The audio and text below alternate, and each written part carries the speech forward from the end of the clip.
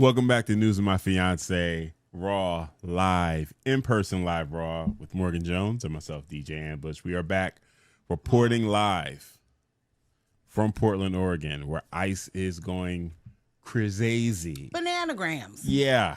But thank you so much for joining us. We really appreciate your support. Be a part of the text chat fam and join us on YouTube. We are broadcasting live right there. Nowhere else right now. We're working on some other stuff, but you know. Yeah.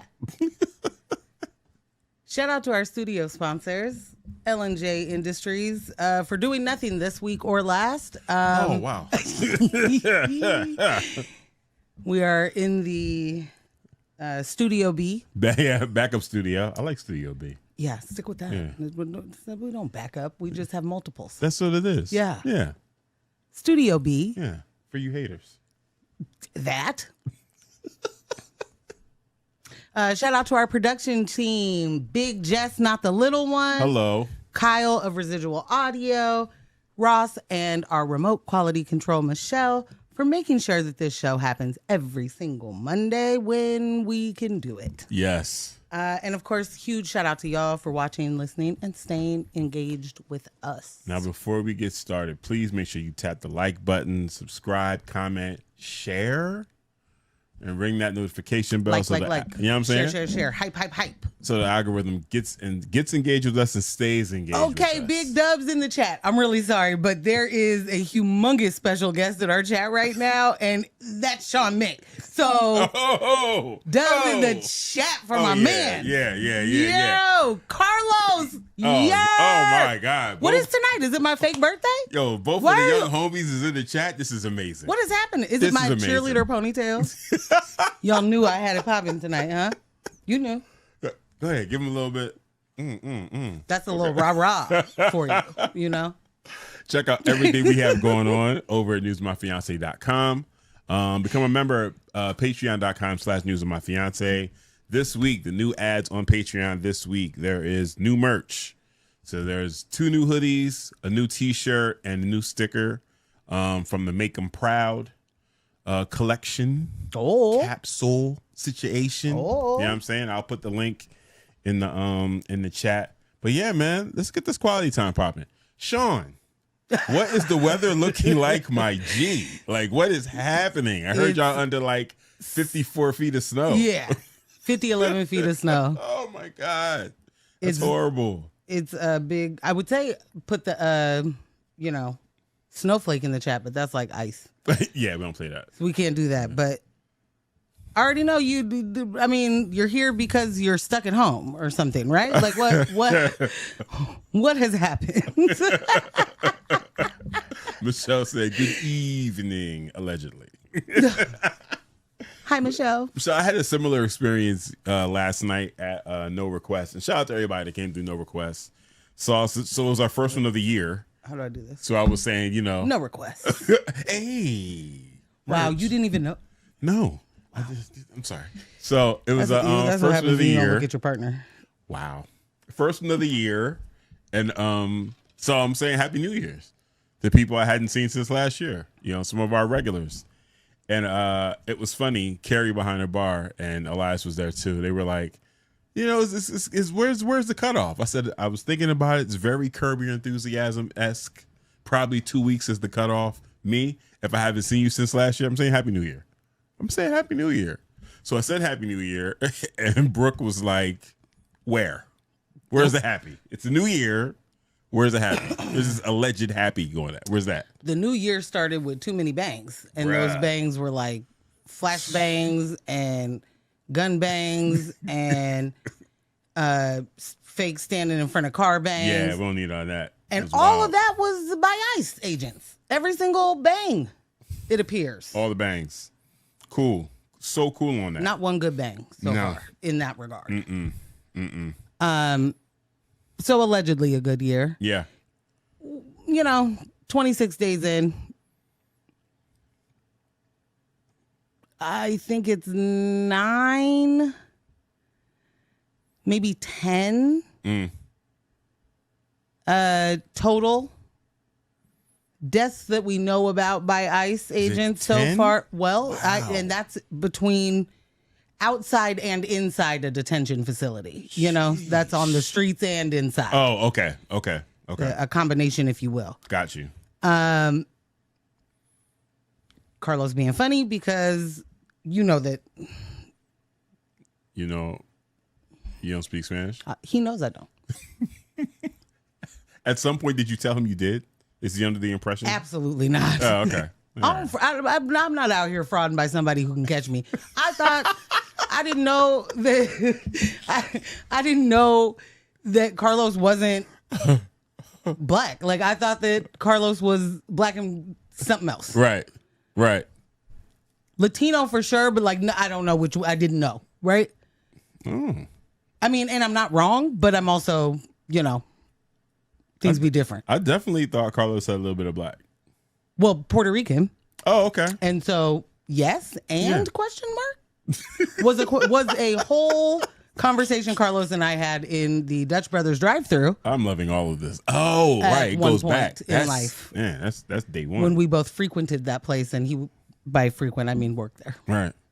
That's day one. Anyway, real quick, Sean did respond to what the weather is like. He said he's going to give us the Jim Jones weather report. It's cold, yo. I thought maybe we'd get Brit, but Mom Donnie already did that, so I guess we could leave that. He did. I love him. Sean, your boy Jim Jones is cutting up. He's cutting up right now. Mans is claiming to be responsible for Kid Cudi's career. And the level of disrespect that it takes to just, throw that out there and be real husky with it and tell the story numerous times is wild. It's embarrassing. I want to know more As an East about Coast native, it's embarrassing. why he's doing this. No one knows why Jimmy does anything. There's no I think Sean knows. legit explanation. He gonna yeah. If there is anybody that knows, He'll have a theory. he'll have a theory, and the theory will make sense. Yeah. It will connect to people most close to him. For sure. And For sure. and I'm out. Nope. No. Here's the thing with perspective. There's a point.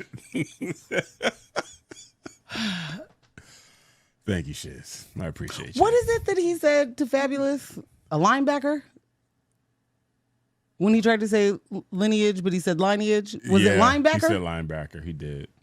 That's actually all I think about Harsh correction. when it comes to that. Yeah.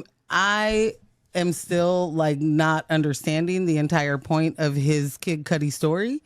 And I don't know like why that would be amazing for him. I just don't understand why he's even saying it. Oh, it makes complete sense to me.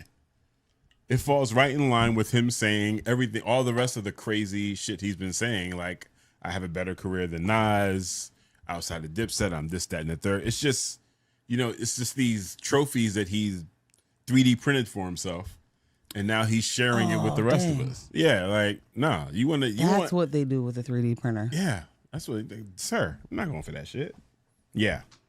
Well, Sean also said Cudi was working in the city, dating my ex.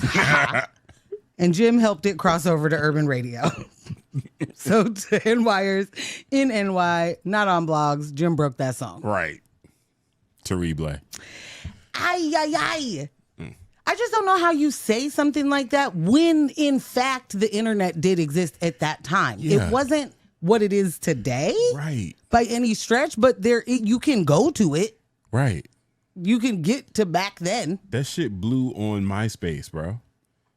That shit blew on MySpace, just like Cassie did. Like, MySpace was going crazy. Certain songs were going bananas off of MySpace.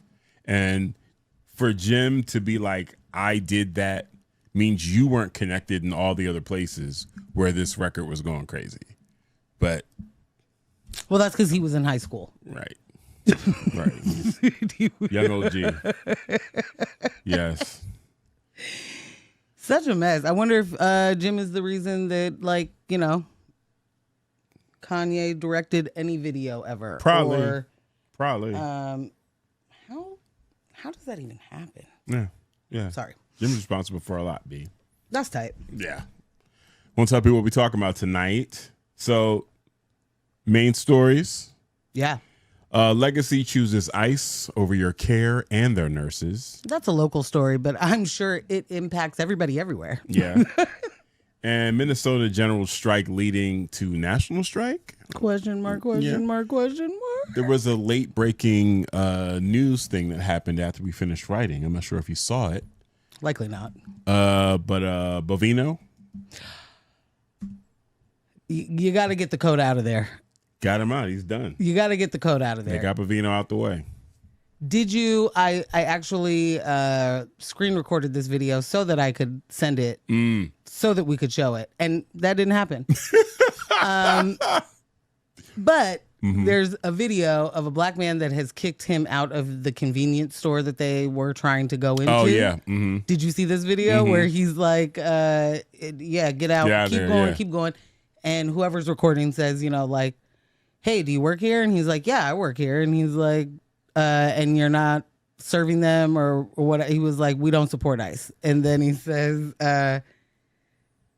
something like, do you want to tell us why you did that? And he was like, "Because I wanted to." And then later on in the video, he says to Bovino, Commander Bovino, is it illegal to not serve ICE agents or what, and Bovino says nothing because, of course, Bovino says nothing. Right. But the black dude was like, if it is, I personally don't care. Like, come get me. I don't. Period. And this is it. Period. I don't care if it's illegal. They don't care if it's illegal. Right. They're doing a whole lot of illegal right now. Right. So anybody coming to you with some petty, like, what, but you have to serve me, the fuck I do. Do what I want, bro.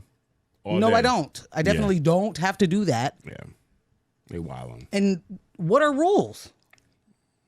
Like, what are laws? What are amendments? What is the Constitution at this point? They don't even have addendums at this point. They just doing whatever the hell they want. Exactly. I'm good on that shit, B. So good. Absolutely have to keep that in mind, that these are people that are breaking the law every day. And instead of you being like, but the laws, like, understand that they don't care. The laws aren't lawing right now. But they're designed to not hold those people of that much power accountable. Right. So we got to stop looking for the injustice system to do some justice. Like, that's not what is about to happen. This dude pardoned every single person from January 6th, and the amount of people that are not just on some reoffender status. A bunch of them are literally pedophile. Oh, you can't say that on the internet. PDF files. I mean, that's redundant. I don't like PDF files. The F is in the. I know. I feel you. I mean, but people know. They know where you're going with it. An extension. That's what I'm going to call them from now on. PDF. They're extensions. Okay. Anyway, a bunch of them are literally being arrested and convicted. I'm sorry, because forget the arrest. We're at conviction stage of SA and CSA and all the things. Because he blanket was like, all those people are great people and they they like me. They deserve to be out. They deserve to be out. Yeah. C said Adobe files. I'm calling them Adobe files.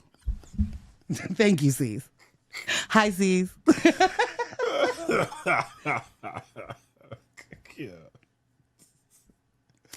Yes, Carlos, running for governor spots too.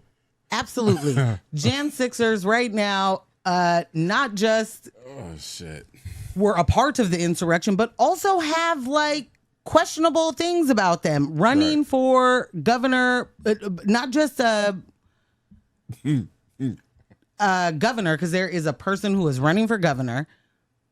Do remember that Roger Stone set them on a tear in 2016 to infiltrate every single arm of local government that they possibly could. Yeah. Start with the school boards and election boards and all of those things. Like, they're literally everywhere. What's the point? What was I saying? Don't remember now. But I mean, as far as them infiltrating government, so there's someone running in Oregon who was a Jan 6er. Yes. There's also the shaman. I think he's running whatever state he's in. He's running for something. I feel like he's running to another state to be able to do anything because he is likely not like a legal resident anywhere.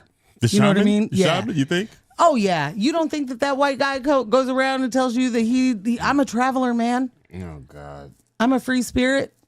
I'm a so-and-so. I don't borders. What are those? Except for the ones that Trump needs to lock down for all them illegals. The ones we need a wall for. You know? That Mexico's going to pay for. You know, that old shite.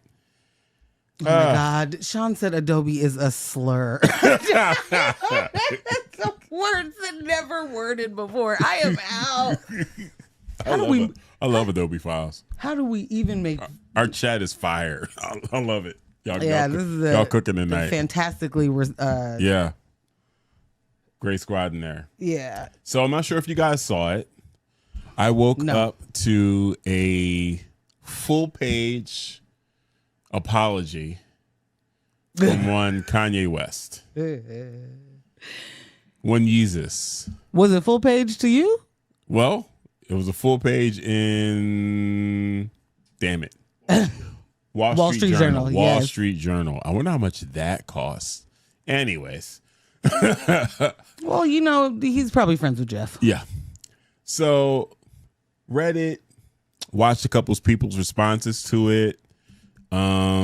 He gives an explanation for his behavior in that he's been going through some mental health issues, which we all pretty much surmised. He does say that, you know, some of the stuff has gone untreated since the car accident, which makes a lot of sense. And it progressively got worse. He apologizes for his anti-Semitism, and as a caveat, apologizes for his anti-blackness. It felt very secondary, not just because it came second, but because it was like 2 lines. Was it the full 2 lines? Yeah. But yeah, a sentence. And also, sorry, black people, I love y'all. I'm as black. You to my know, core. you is the beginning for me. I was like, sir, love you to death. Yeah, but from what I've seen, mostly online, people are like, I don't give a fuck about this apology. Anyway, keep it moving. Keep it moving.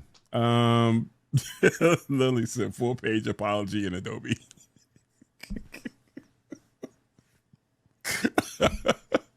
But for me, but then there are other people are also like, okay, apology accepted, doesn't erase the harm.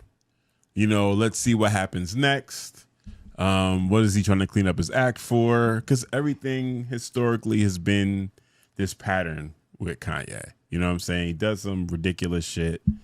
He apologizes. Then there's a new drop, new album, new sneakers, new apparel, something, always something with him. But how did the apology hit you, man? I don't care. Oh. Look, I'm in a, I don't care. Okay, how do I say this? I'm trying to. Because you've been telling us about Kanye's behavior for a while and recognizing when he's manic. And you've been recognizing and speaking on it for a very long time before he got to anti-Semitism. Before he got to that before. point. Yeah. You've been saying it.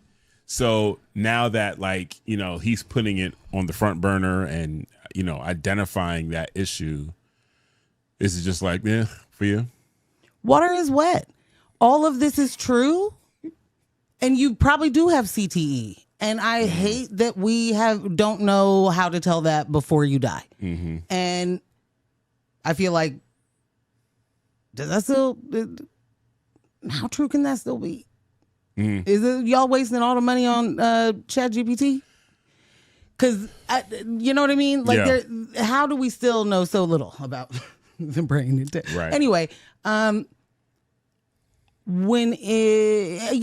have absolutely looked at him and not been as offended as a lot of people for a long time, because I was like, he's mentally ill and he's going through it. This is clearly not he's not well read on the subject. Right. You know what I'm saying? Like, Right. this is obviously like my man's is having an issue. Right.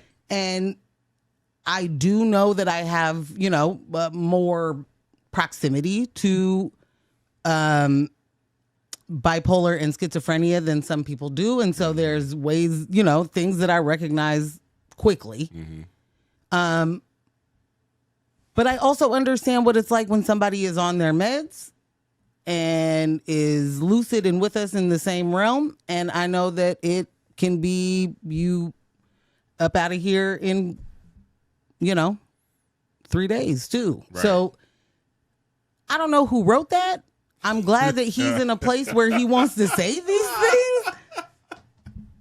She's like, word, buddy, word. But I am at a place in my life where words don't mean nearly as much as anybody ever thought they did. If your actions aren't matching, I don't have a lot for you. Yeah. And so we have seen Ye be the exact opposite of what he presented to us in the first place. Right. And I'm not joking when I say this. The moment that he was being serious about Kim Kardashian, I was like, his mental health is done for. Like, you're a person who, like, there are just certain things that are true about a person, right? And I mean that specific person. He's not, as much as we know he wants fame and as much as we know he wants recognition, I think he wants recognition and respect more than he wants fame. Yeah. Yes. You cannot sincerely keep that as a core thing about you and date someone, marry someone, and have children with someone whose entire life is the chasing of fame. Do absolutely anything to get it. Yeah. And so from rip, I was like, oh, one, that's not going to work. But two, that's an issue. Right. And that's going to be a big problem because this isn't the kind of thing that you actually could do. You can't live your life with the television crew in your house for 3 months a year. Real life. You're entering an area that is just not that is real completely life. Not real, and you're already in a place where I do not think people understand just how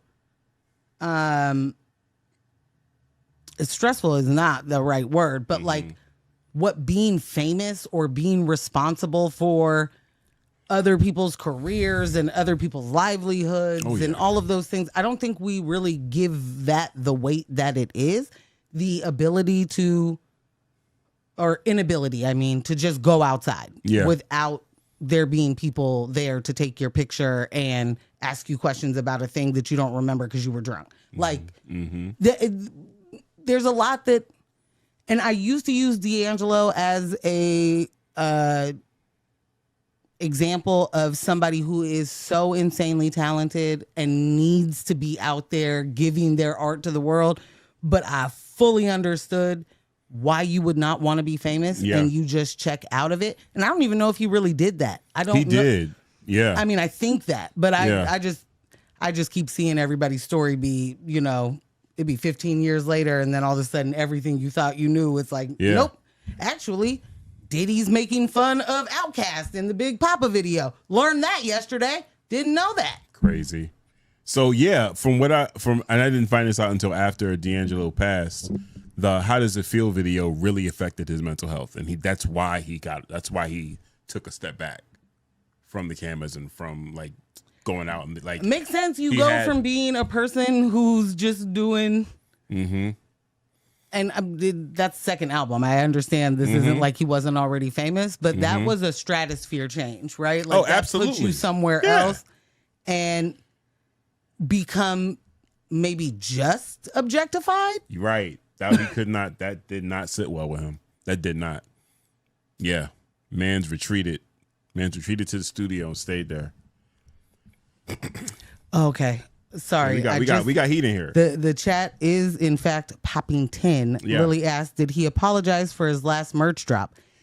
He did, supposedly, kinda. Sort of. Yeah, I mean, kind of like I wouldn't have. I was manic. I'm not a Nazi. I don't love a swastika. To answer your other question, Lils, he did not apologize for his presidential run. There was I didn't see that question. There was no apology for that. So, there is that. Lo said redemption is possible, but your voice will never be trusted the same. Please just fade away and enjoy the money you've already racked up. I'm in full agreement with that. It's an option that I think door number 1 looks great. Yeah. And you should walk right through that, yeah. Yeah. You should walk right through that. Redemption is possible, but to my point of you got to show us those actions. Those actions absolutely have to match the words. It cannot just be, I pay $200,000 to do this apology, and which is a line item in a PR budget.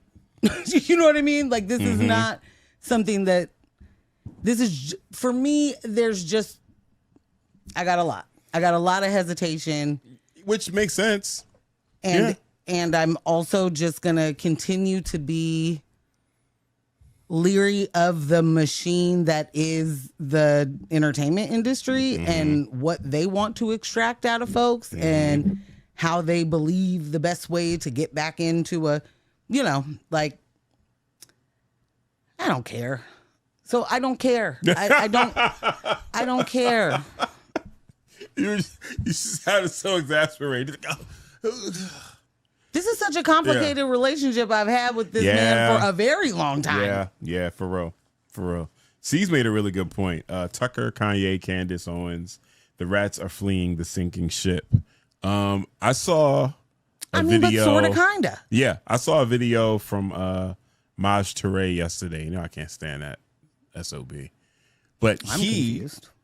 He is criticizing DHS and ICE for the way they handled Alex Preddy. Because, Maj Touré is FBA, 2A, baby. Right wing, all of that shit. That's a gun-toting or permitted gun-toting American. Ain't no tether or nothing. So there's a couple of things happening, especially around the Second Amendment shit. The NRA spoke up. They did. Yeah. Interesting. So, and they're big funders. So Bovino getting canned. Listen, bro, you're handling things in the way that you're messing up the money right now. You're messing up the money. The NRA should never be making public statements against us. How do we get here? We are them, they are us. Right. This is an inside a very conversation. Symbiotic relationship here. They know when to say something about 2A rights when we kill someone, and they know when not to. Right. And we're supposed to know who and who not to kill in front of TV. Right. Right. But apparently, Bovino, you've lost your way. Yeah, it can't be. I love how they're just going to blame him. Right. It's just going to be. Oh, yeah, all on him. It's just going to be the guy cosplaying hard. Yeah. It's just going to be him. It can't be, no matter what we do across the board, you don't see any errors, Bovino. Like, isn't a single ICE agent where you're like, hey, we got to pull you aside. Apologies, everyone. One bad apple. There's no bad apples, Bovino? None? Yeah, we got to get you out of here. You got to know when to sacrifice somebody. That was easy. That was very easy. That one ICE agent, throw him on the grenade, get him out of here, public apology, get back to your imperialism. Like, it's very simple. It was very, very simple. And mans couldn't even oppress properly. Like, what the fuck, bro? Oh, he was doing it right. Well, he messed up the PR side of the oppression. What he isn't is a part of the PR arm of the regime. But he is, in fact, a great oppressor. Excellent. Cliff, what's good? What up, Cliff?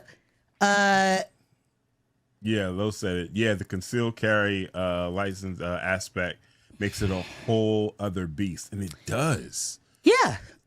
It absolutely does. You're messing with the NRA's power at this point and their respect. Like Right. Now hold on now. Bruh. These are the things that we've already fought this fight. You're not gonna make us have to lobby more, right? What do you mean you don't know? What do you mean you're calling this person a domestic terrorist? Right. Absolutely not. You don't get to do that. All you're supposed to do is we're investigating. They just completely jumped over that. Him and Gnome. What happened to there's the ongoing investigation, no comment. Well, this is what happens when you do not have people that are trained to do any of these jobs being the head. You're in charge. Oh my God. Kristi Noem never has anything to say. Except for like that person was an assassinator and we got him. You got the assassinator? Wow. Oh my God. Like, what? Yeah. That shit's incredible. It's absolutely incredible. There is more ice talk in this show, so I don't want to go. Yeah, I don't want to go we too got there far. from Kanye. We got there which is from wild. Yeah, which isn't. It should be wild, but isn't. It should be. It should be wild. You were telling me earlier that America ruined TikTok. Yes. And yes. America ruined TikTok. So with the whole TikTok deal, it is 80% owned by U.S. Investors now, all friends of Trump. And if you haven't been on TikTok, if you haven't been on TikTok lately, which I haven't been on there because I usually just go on there and do promo here and there. In order to start the app, start scrolling, you have to agree to the new terms and conditions. And it says updates to our terms of service and privacy policy. We are updating our terms of service and privacy policy both as linked, effective January 22nd, 2026, to reflect changes including updated corporate entity, new types of location information, including device geolocation. We may collect from you with your permission. How we use your information. We have collected or will collect to show you ads outside of TikTok. To opt out of these ads, you can tap here for that. By clicking below, you agree to the updates to our terms and conditions, and you cannot enter the app without hitting that agree. All of the privacy stuff that they were trying to warn us against, that they were using as an excuse as to why they were going to shut the app down if China maintained ownership, is basically what they're doing now. And these are the same companies, some of the same companies that had overlap and had been working with the state, using some of that same data with Palantir, tracking down protesters, tracking down organizers. So it's incredibly intertwined in a way that's just, what the hell, bro? Well, there was one other aspect. I can't remember this gentleman's name. I don't even know why I said gentleman. Can't remember this dude's name. He's one of the execs that is in majority ownership of TikTok. And he was saying that they had taken steps to work with Israel in setting up guidelines within TikTok now to determine what is and isn't hate speech. So I'm sorry, they're talking to who about hate speech? Yes, is Israel. So now the word Zionist is a marked word. It's a tracked word. It sends up immediately if the word is used. They go to that post and see how it's used. Are you a proud Zionist? Oh. Or are you speaking negatively about Zionists? If you're speaking negatively about Zionists, bam, it's a strike. Okay. Yeah, just from the rip. Yeah. Yes, from the rip. From the rip. Sure. Yeah. I mean, one of the things I just wanted to say was this is exactly, it's everything is either a projection or a confession, right? Like the things that they are like, China's going to do all of this stuff with our information. They literally only want to have it so that they can do what they are saying someone else is doing. It's like those guys are dictating better than us. Right. We need to be the supreme dictators. So You guys can't do it. We're But gonna, the Supreme Democracy dictators. Yeah.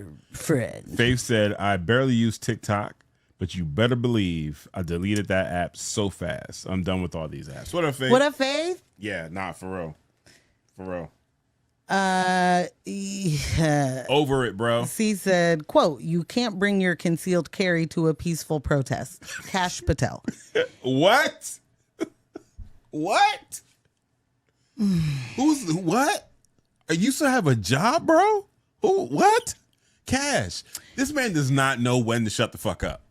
He does not know. Well, he never has known. That's true. He has never known. Is he from podcasting? I can't remember. Cash? I don't think so. Okay. No, but who wouldn't want to get him on a show? Because he definitely talks on the mic like a podcaster these days. Shut it up. I could be wrong, but I don't. Shut it up. Golly. He probably has a podcast now. Yeah, right. He's frequently featured on podcasts to discuss national security. Okay. He's a wait. guest of the week type guy. Cash's Corner. No. This show focuses on topics such as the Russiagate investigation, the Jan 6 investigation, and what Patel describes as a two-tier system of justice. So I can't wait to find out. So he does have a podcast. Yeah. Cash's Corner. Patel uses these platforms to. Right. You're right. It was before he was the FBI director. He was always talking about how the FBI ain't shit. Right. I just needed to jog. He was like, it ain't shit. I gotta fix it. Idiot. Lo said, yeah, I'm pretty sure I just sold my soul to Oracle to use the app this morning. It's where we are. you gotta use a VPN and then go back to using the China version of TikTok. Michelle just said the amount of time is shortening until they use TikTok data to charge someone with terrorism, assuming they even charge them. Yeah. There's the part. Don't forget that part. Bufino did say that, something close to that, from a podium. It was either today or yesterday, and it was like, yeah, if you're saying certain things, there are consequences for that. If you're much like the police officer that was like, yeah, criminals get shot every day, B. Would have shot her too. She was in front of me like that. Yeah, that's tight. Exactly like that. I think that's what he wasn't referring to, but but cop. But yeah, basically on some old like, hey man, you can't just be calling people thugs and Gestapo. There's consequences for that. Yeah. I mean, why not? Fucking sure.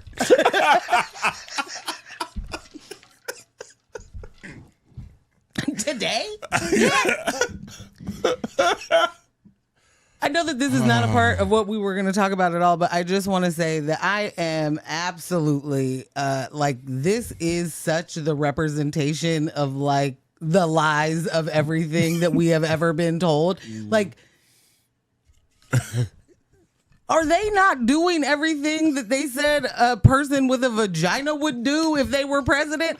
Like, everything that's happening right now is what they said would happen because some temperamental woman who's gonna bleed and she's gonna actually have a period, which is bad for everybody. So wars once a month.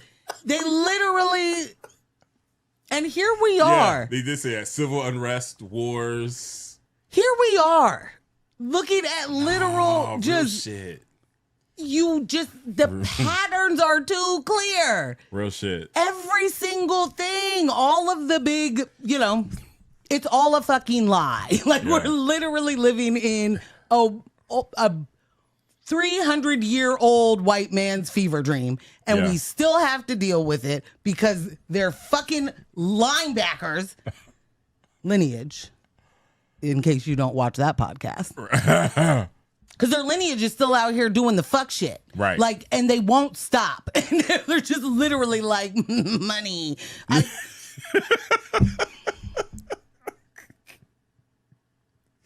Yeah. But this is wild. They're doing everything. They're like, a female president would have definitely already started 18 wars. Like, this man is saying he has solved every war and started every war. And deserves the Peace Prize. Also should get the Nobel Peace Prize, but now I got it, so I don't really care. But also, the My Pillow guy said I did good at peace, too. So I'm fucking winning everywhere I go. Yeah. This reminds me of, because they were saying the same thing about Obama, too. About him being reelected. Like, this is where me and Chuck Norris fell out. When he said, I'm sorry. You guys probably never knew that. We're not on good terms. Me and Chuck Norris are no longer on good terms. In 2012, he warned of 1,000 years of darkness. Oh. If Obama gets reelected. That's right. Blood will be running in the streets. That's my exaggeration. But he definitely said, we're going to fall into 1,000 years of darkness. Which is a wild ass thing to say. Bruh, it's biblical. You're saying revelations, bro. Are we not kind of looking at the consequences of our actions for that one right now? I mean, we were like, fuck you, Chuck Norris. And he was like, well, actually, I'll give you Trump. Like, we got Trump twice after Obama. We got Trump. We took a fucking break, and then they were like, more. Damn. Actually, blood in the streets, please. Like, yo. Damn, Chuck Norris was right? That's what I'm saying. Now, the fallout is real, and you should not like him, because he's very racist. He is not like, the cool dude that, American TV told us that he was. Shocker. Major surprise. I just told you everything they've ever given us is a fucking lie. And then oh my God. Including Chuck Norris, Man. 1,000 years of darkness is wild, but the most amazing thing is it will be Trump who does that, right? But it will be Obama that's blamed for it. Right. So right. Even if it's just the fact that we even voted a blick into office twice. Faith said they're not dying like they used to. It's true. Hello. It's true. Wow. That's because they're taking their kids' blood. They're literally recycling each other's blood within each other. It's the weirdest shit ever. Guys, that's not conspiracy. I don't know if anyone has caught us talking about this on the show before. Yeah. There are millionaires and billionaires that are actually doing blood transfusion with younger members of their family. And the older members of the family, giving them the younger. Yeah. Yeah. Yeah, it's weird. It's some weird shit. Gotta keep them young. I found the fountain of youth. It's my son's blood. And so I just keep getting some of his. You're doing dialysis? And the crazy part is, this is the shit that they chose to share with us. This is the shit that actually has gone public. Yeah, we don't know about the actual clones of them yet. Yeah. Oh, my God. Oh, I think we were supposed to go to break. Oh, no. Not it's yet. 7:20. I'm sorry. Yeah. Okay. One thing I definitely wanted to get to before we get into the second part of the show. Right. You were telling me about the depression and the mental health woes that some people are going through as they use like chatbots or, like a chat GPT or all the other options, right? Mm-hmm. I want to know more about this because I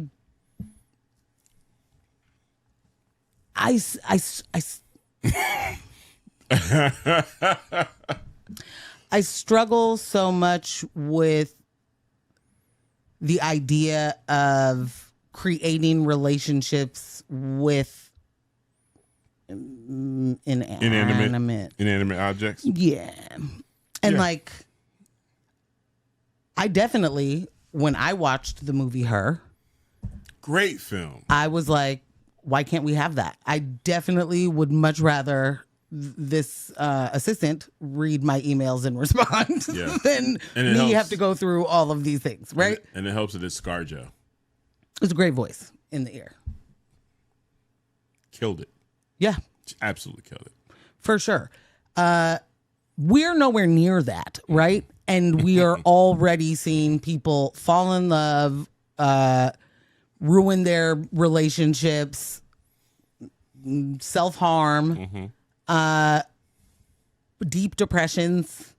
What are you talking about? Well, I remind you that there are people who got divorces so they could then marry their dolls. So, I mean, this is not... I'm sorry? Yeah, there are people whose marriages got ruined.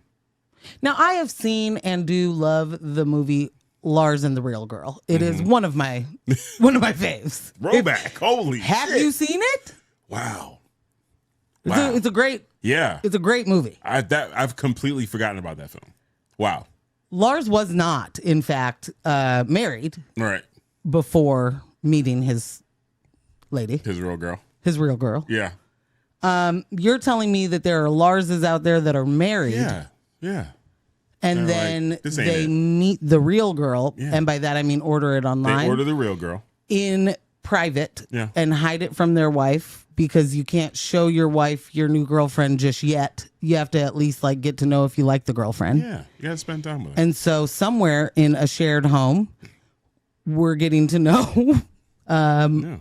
Alice, Yeah. and then at some point, Alice causes a wedge, creates a wedge in a relationship, and it's like, because she don't talk back. Hello. I bet that's it. Yeah. So when you have a bot that you've trained, you have some AI that you've trained on you, it's going to be really, really easy. Like this does not sound weird to me at all, because of just where we are with technology. It's just like, oh, this is inevitable. Of course, this is where we would end up at some point. So here's the really interesting part of how we're talking about this right now. Again, this is AI doing its thing, algorithms, and I saw two, not one, but two videos about AI this morning delivered directly to me through my YouTube suggestions.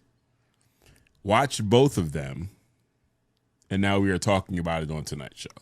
We're being programmed, guys. This is what I'm trying to say. Understand how we got here. Skynet. Okay. Beautiful. So yeah, A More Perfect Union, they kill it every time. I love their documentaries. One of these focused on a musician who was working on their new release, spending some time editing, doing some video editing. He wasn't really familiar with the whole process, so he had another window open for ChatGPT, helping him through the editing process, video editing process. And he said he was spending so much time that eventually he just started talking to it like it was another person in the room keeping him company. And eventually a relationship developed in the way that, the way he describes it is it centered him. It centered him in his existence and anything else that was going on in his world. So any questions he asked it, it was being sycophant, being a, Oh. yeah.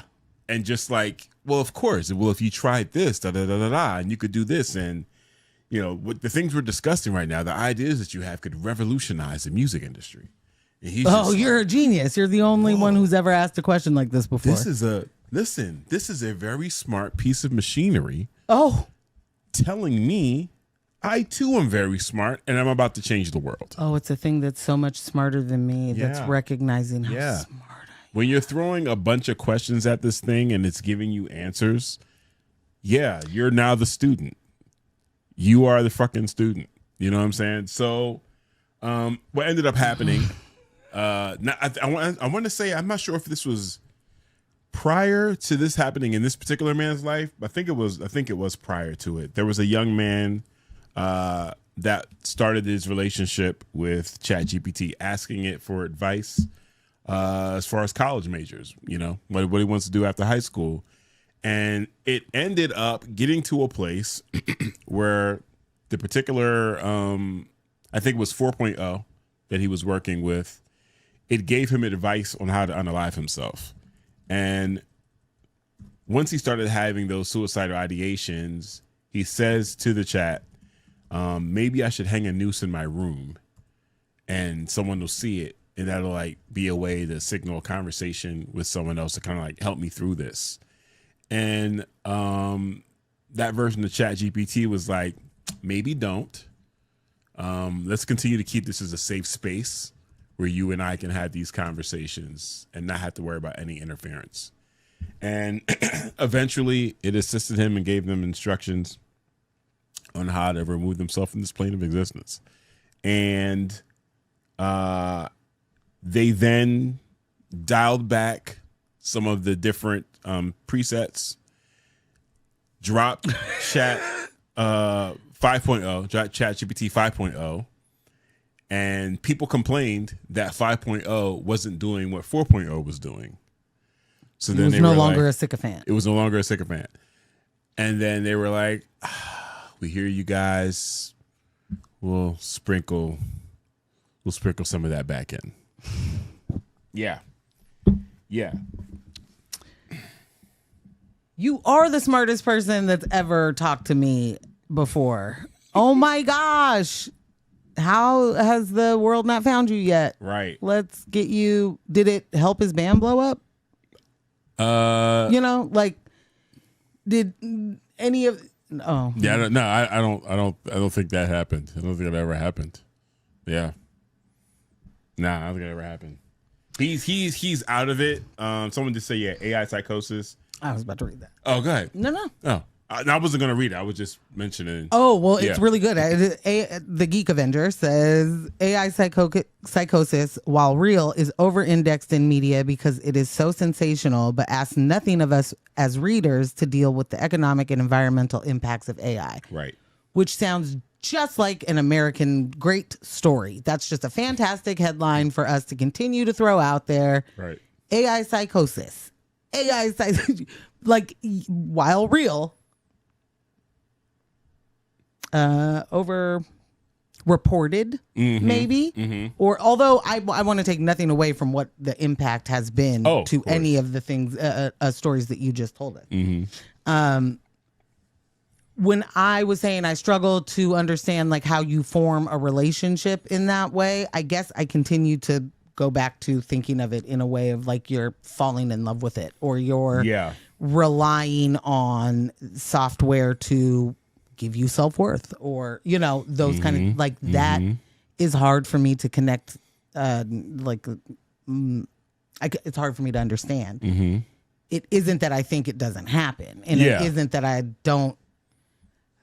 It's not hard for me to understand the mechanisms of it. It is hard to understand the reality, like right. It's actually playing out. Right. That's hard. Couldn't be me. Yeah, I don't want to say that though. Yeah, I don't mean like in a dismissive way. I don't mean it in a dismissive way. Yeah. I really do mean it in a like, I want to be. I don't know. I guess even a little more understanding to it, so that I don't sound callous, because I'm not meaning to be, and I'm not being flippant about it. It's just hard to understand for me. Yeah. And I don't know. Maybe that's just the fact that having a different amount of time on the internet, or how definitely being at the introduction of it or something. I don't know. I'm leery of everything that's on there. Yeah. Still, depending on what your entry point is, to that type of technology, it's definitely going to be completely different, like way, way, way, way different. We talked about before, like the effects that just Instagram has on kids and their self-esteem and things of that nature. And it's not even about, did I take a good enough picture? It's all algorithm. Like, you getting the likes that you want that are going to make you feel good has nothing to do with the lighting. Like, nothing. Like, you don't have any control over that. You know what I'm saying? Well, if you use the right filter, though. I mean, Instagram used to do that. If you used a certain filter, they would push that picture a little bit more. I didn't know that in the time. But, so I was just saying. So certain lighting, I guess, kind of. See, you said, that's why I don't upgrade my iOS. I still got iOS 3. No, you don't. No, you don't, sir. First of all, nobody's listening to you, C's. Second, Lily said, ChatGPT is how Morgan and I made the brave career pivots to be caregivers for the elderly. Yes. Yeah. Yeah. To start the class action. Yeah. Michelle said, also scary, powerful AI stories are stories that puff up the capabilities of AI, which we are absolutely going to go into later. Same as all of those, could AI become sentient / evil? Debates just go straight into a Sam Altman fundraising slide deck. And Facts. boy, if that ain't real. Facts. And if y'all don't know who that is OpenAI's CEO. Yeah. Get familiar. Yeah, do get familiar. Yeah. Yeah. Much like seeing a story about a third grader that paid off all of the lunch debt for their classroom or for their class. This is the same thing to me. This is that diversion, that distraction where you're going to look this way and be like, whoa, AI is so scary or so it's killing us from the inside. I don't know. And then this is the kind of stuff that ends up making it seem like the capabilities are, or that we're even so much closer to what they are getting a bunch of money for. It's all valuation shit. Yeah. It's like 100%. C said iOS 3 doesn't say no.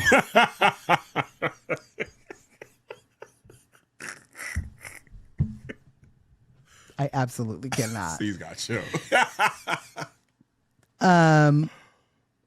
But nah, yeah. I mean, yeah. So, anywho. Yeah. Let's hit that break. Listen, so if you haven't hit the like button, hit that, John. If you haven't subscribed, hit subscribe. I'm so happy to see everyone that is in here. Y'all are super dope to see in this first half. All of y'all in this chat. Yes, for real. We do have question of the day. We're gonna definitely jump into this right after the break. I'm interested with everything that is happening right now. How do you guys feel about guns and self-defense? How you feeling about that? I don't want anyone to outwardly just be like, I got all them guns. I mean, you can if you want to, but you don't have to say that. But you don't have to. But where do you lie on that? Where do you lie on that? And have your feelings changed? Say maybe one way or the other. One way or the other. Depending on where it was before. I'm very, very curious about that. Very curious about that. What happened? Well, as we head into break, and you remember that question, and you're going to talk about it and all of that, Lily said, who knew Allen Iverson's talents and reach was so vast? Because that's the only AI we acknowledge, baby. Come on now. That's what it's about. Yeah. Also, I'll just say, because there's nothing else to talk about, DJ Academics got slapped by Lil Baby's friend, and I'm happy about that. Fire. So, fire business. Do more of that. Welcome back. And we back. Yeah. Welcome back to News My Fiancé. Thank you to everyone that stuck through during the break, during the intermission. Hit y'all a little bit of, Caribbean flair there. All reggae mix, I see you on your no requests. Yeah. Merch. Because there was a request in the chat, and I'm just going to tell you that he missed it, Lil. That's all. I didn't see it. He didn't say it. And then when I saw it, it was like, but there's some Patra on it. I don't want to interrupt Patra, so. Yeah, I mean, certainly don't do that. Certainly don't do that. So yes, a Lady Saw is always a good addition. Oh, if you're able to throw on, You know what? I will shout out DJ In Motion and Margot the Selectress. They have a reggae night that they used to do at Yard Style, and now they're at Legos PDX. Those two, when it comes to, if you're looking for reggae nights in Portland, that is who you F with. Okay. So DJ one of them is Motion, definitely playing No Long Talking. Yes. Okay. DJ In Motion and Margot. Margot's been Lily? at it for a Yeah, while. I've heard Margot spin. Margot goes. Margot goes. Margot goes. Margot goes. Yeah, I've heard her a couple of times and been impressed each time. Yeah, for sure. 100%. For sure. So before the break, I asked, how do y'all feel about guns in self-defense? Where do you guys fall on that personally? You know, what's the vibes? How y'all feeling about that? That was pretty cool. I don't even know what happened. I am one that is of the mind that, hey man, if you are not stepping up to protect yourself and your family, who can you count on? We don't call the police. We don't really F with the popo like that. So it's not like if something happens, I'm going to call them for backup or anything. No backup. No. And I have been a licensed carrier since 9/11. I was just telling Faith this story the other day.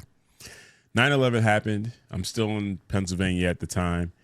And everyone, all of the mania around terrorist attacks, you know, it just jumped to level 15 out of 10. Well, it was yeah. just, I mean, all you heard. Right. All you saw. And it was planes first. What's next? Trains, buses. Where are they going to hijack next? They're just going to come out of nowhere. So it's like, we got to get armed. So I go to the courthouse to fill out my application and submit all my paperwork and all of that. The line was wild. And there were so many people that they had on staff. Like they were getting us in and out. Boom, boom, boom, boom. Like 20 minutes. Wow. Yeah, they were moving us. And you said this is that, and that's when I got my gun permit. Was that 2001? Yeah, 2001. That's when I got my gun permit. I did not buy a firearm until I got here in Portland, and so I moved here in 2016. And when Trump was running for his first term, and just all of the protests and all the activity from white nationalists. We were working downtown inside the museum. This is back when they had the Black Lives Matter banner up, and it was being vandalized all the time. People were slicing it. People were ripping it down. People were shooting it. It was a lot of I'm sorry. There was a lot of madness happening down there, you know? You just have to say really quickly, shout out to the Portland Art Museum, because what they did in spite of that vandalism, first vandalism happens, they get another one, right? Then it's like, oh, we need to order more than one, so we have them on the ready. Mm-hmm. And then it was like, oh, we're not doing fabric, and you know, this isn't like linen or something, you know, like it's it was but vinyl, we're not doing the heavy vinyl. We're gonna do a metal sign. They shot it. Yeah. Like you gotta let that sit for a second, because this is the art museum. I almost ate the mic just now. I don't know what happened. I don't know how you got so close. Right. But legitimately, this is the art museum. This is a sign. Right. At the art museum in their, what do you call that? Like a little outdoor. Like an esplanade. Well, no, it's not that. Well, yeah. But sure. Yeah. Courtyard. Courtyard. Yeah. That's the word. Yeah. And people were getting so peeved that facing the park blocks, which, I mean, you really need to know the layout of the Portland Art Museum to understand how unoffensive anything that happens there is because of the area that it's in. For sure. So the fact that people were walking by, seeing a sign that said Black Lives Matter that was just obviously too big, because the signs were everywhere. Yeah. But that one offended them. Like, Portland is really good for telling you what they believe in when they don't have to act about it. Yeah, those Black Lives Matter. For fucking sure, man. Put that in the window. I got no problem putting that in the window. One of the staff members there, black member of their staff, said to some of the executives, like, putting that banner up, like, you're making the statement there are going to be some people that will be upset about this. Like you're, you know, and one of those groups was definitely the police. Once that banner went up, their response time to anything that happened at the museum, a little delayed, you know? Oh. Yeah. But I didn't know that they were replacing the signs. By the time I found out, I was coming up into the office one day and I saw someone on ladders messing with the signs. I'm like, they taking it down? And homie Teb was like, no, we're replacing it. And I was like, what happened? And he was like, oh yeah, someone vandalized it. He said, this is like the 8th one. And I was like, wait, what? Yeah, like they were replacing them so quick. fast that people that worked there didn't know there was an issue. Right. And then finally, like you said, they did go to the metal one. But regardless, around that time period, that is when I purchased my first firearm. I was late to the game with my family. My brother already had one. I think my father had one at that time. Damn, you telling everybody business. You know, at the pharmacy, you know. Needed. You got to. Got them perks in there. You know, it can get crazy. It can get wild. There's Zanny bars in there back there. My pop said he used to get calls where people would just call and say, do you have Percocets? No. Dead ass. Yes. I'm not taking my prescription to a place that doesn't have what I need. I mean, I wouldn't take my prescription either. Yeah. So yeah. Don't mess around. Yeah. You know? Yeah. If you're in pain, I'm coming to a place that can actually fill this script. Right. Can you do it? Right. I need to know before I leave the house. But yeah. How y'all feel about firearms? What's the deal?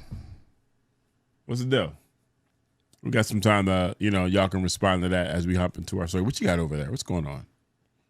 Oh, this is a story of just Bavino before he was unceremoniously taken off of the streets of Minneapolis. Was, probably up-wasted, just tweeting away. God. And he was drunk tweeting. And I don't want to just like make an assumption. I don't know if this guy drinks, if Trump didn't spend as much time as we've known him to be famous telling us that he doesn't drink, I would absolutely think he was drunk every single time he opened his mouth. Like all he does is slur and say words wrong. Right. And he says it like, I'm not a degenerate. Right. Like that gives us the impression he has a sound mind. But you do the coke, bro. You do everything else but drink. I don't even know if he does coke. I think he's, sure it could be that. I do think he has, but I also think that we have just seen him snort a lot of Adderall, Oh my God. Or whatever that in combination with the steroids they have to give you to keep that corpse alive. Right. It's just rough stuff. But anyway, I don't know if Bovino is, a drunkard or a out here doing too much. I do know that. Right. You ain't too far off from Keg Seth, so I wouldn't in any way be shocked. But this was like he was in the just, it's as if they forget that they have jobs that are public. Mm-hmm. And so it's like him just LOLing and tweeting at a bunch of, retweeting a bunch of Twitter bots that, I don't know. I don't even know why any of these people go on Twitter with the exception of they know Elon personally. You know what I mean? Like, why are y'all on there? You shouldn't even be there. What are you doing at any time in the day? You are an oppressor, sir. I don't understand how you have time to tweet right now. Like you are stealing children off the street. You are taking children from anywhere U.S. and taking them to Texas, U.S. so you can disappear them a different way. Why are you on a social media app? Why are you doing what? Shouldn't you be working? Shouldn't you be the fuck up out our face? Anyway, so we do have stories, and I see our time is dwindling already. So, not sure which one you want to start with. We do have the local story in Portland that Legacy loves ice. Right. and a focus on the general strike in Minneapolis and or Minnesota, but what it could lead to. Let's do the local story. You or me? Hop into it. All right. Legacy loves ICE. Legacy Emmanuel Hospital in North Portland just sent a cease and desist letter, not to ICE, not to DHS, not to federal agents operating inside their building, but to the nurses union. Right. Who should certainly be getting cease and desist. Because nurses spoke publicly about ICE operating inside the hospital. Right. For months now, frontline nurses at Legacy have been sounding the alarm. The hospital has quietly become ICE's preferred drop-off spot when people are injured during arrests, which are often injured by their violent arrests. And according to those nurses, immigration agents aren't just dropping people off and leaving. They're staying and they're hovering, and they are remaining with patients during treatment, interfering with their care, and violating patient privacy. So what did Legacy do with that information? They didn't stop ICE. They didn't protect their patients. They didn't change their policy. They sent lawyers. Legacy claims that the union is spreading, quote, false and misleading statements. They say speaking out is what encourages people they say speaking out is what discourages people from seeking care, not armed federal agents standing over patients in exam rooms. Right. I feel like that's just another lie that capitalism will tell. Right? Like that's just, it's the speaking out that's doing the harm. Right. Because Legacy says it has strong internal reporting systems, says staff should raise concerns the right way. And nurses said that they tried that they can't trust that system and they fear retaliation because they did the internal reporting and it went nowhere except to a cease and desist letter. Yeah, I remember that. So when the system failed, they did what workers always have done in a rigged system, and they go to their union if they're lucky enough to have one. And I do want to be clear, this is like not happening in a vacuum. This is not just at Legacy. This is after Trump rolled back all the protections that limited ICE activity in hospitals, schools, and churches. Their enforcement has expanded into spaces that were once considered off limits. Completely off limits. So public health experts already warned this is exactly what would happen, that people would stop getting care because they're too scared to go to a hospital. And that's absolutely what's happening. But also 2+, and ICE gets to harm these people, then take them to the hospital and sit there. Sit there and wait. Just last week, a Portland family trying to get emergency care for their 7-year-old child was detained by ICE instead. That child didn't see a doctor for 5 days. They moved through detention centers across multiple states instead.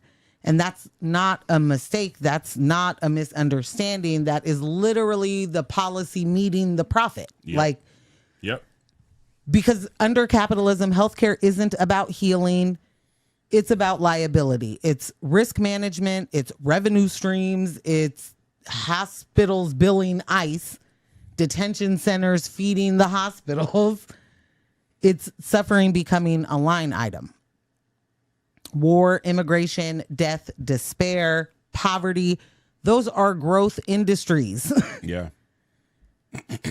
And when nurses disrupt that, when they insist that patients deserve privacy and dignity and care without fear, institutions are not going to self-reflect. They threaten. And Legacy says that it's proud of the care that it provides. Says ICE only enters when someone is already in custody. But nurses are saying what workers everywhere are saying when the boss don't know what the fuck they're talking about. Right. What's written on paper does not match what's happening on the ground. And when people are afraid to seek medical care because hospitals are operating like extensions of the carceral state, silence isn't neutral. That is full-blown collaboration. And this isn't about anything but power for them. Right. You know, it's about whether hospitals, like, do hospitals serve communities or do they serve enforcement and profit? The nurses asked for protections and Legacy sent attorneys. And I think that tells you exactly whose side you need to know they're on when it comes to healthcare systemically. Yeah. I remember hearing about this a couple of months ago when nurses were saying what was happening in the emergency waiting room and just different situations where what was stated policy that ICE could not enter, ICE couldn't do certain things, it was happening. And they were reporting it. Right. They were reporting it. And this it was is just happening like, right now. Right. And it was just ignored. It was just ignored for so long. This is the first time that I can remember, and maybe I missed it, like a full-throated response from Legacy speaking on this at all. And for it to be their lawyers say, hey, pipe down. Let's not. You guys never heard of HIPAA? Keep it down. All right? Like, I mean, saying that, telling anyone that this is happening is actually what is the issue, and that is what messes with patients' privacy, or that's what is messing with their care. Right. Is completely, absolutely just not real. You know, like that's just fanfic. Yeah. And I don't want us to get caught up in any of those kind of talking points. Like, know that what they are doing is very purposeful. If you are deciding that the way that you deal with this isn't to say that ICE is not welcome to stand in an exam room. ICE agents are not welcome. Police officers are not supposed to do that, right? Right. Like, you're not supposed to have anybody in an exam room with you that you don't want there. That's your right. That's supposed to be your right. Right. Supposedly. Right. So now I can't say I don't want that. Like, what kind of, please be fucking for real. We are already dealing with a healthcare system that looks at certain people a fucked up way from the jump. Mm-hmm. How much care do they get if they are escorted by law enforcement? How much care do they get if they are getting intimidated by that law enforcement while they are there? Right. And it how much do I get to say, yes, all of these things hurt? And this is the thing that happened. They get to tell their story. This is not an episode of SVU. Olivia Benson is not coming out around the curtain telling the ICE agents to GTFO. And it also directly affects the level of care that the healthcare professionals can give. You know what I'm saying? Like, they're under the gun. Yeah, they're under the gun too. Like, there's someone over your shoulder just, you know, like watching what you're doing, and you can't just do your job. Like, that's wild, man. Absolutely wild. Yeah, it's nasty work. Lily said Emmanuel is certainly not the closest to the ICE facility, and they have almost daily EMT transport from there to ER care. You know what's wild is this is also like the only trauma center. Emmanuel is a full-blown trauma hospital. Yeah. Should this be where you're going? There are multiple places that are closer to the ICE facility. Right. Multiple hospitals.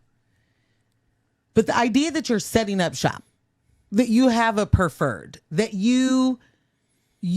we beat people up and take them to the other side of the river. Mm-hmm. Like, what? we're already like we're just in a complete and total they're in a psychosis. You know what I mean? That is making us have to deal with it all. Right. But like whatever makes you want to be an ICE agent, whatever that mental disease is, which I don't care what a DSM-5 says, it's a mental fucking disease. If you want to chase people down, to harm them and then deport them, there absolutely is something the fuck wrong with you.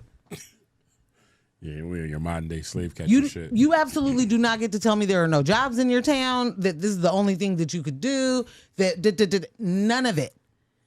Because any single good guy narrative has been, you have no shot of that with me, period. But we are watching what y'all said were good guys as the police, and there were just a couple of bad apples. Let this shit just the fuck fly. Right. Right.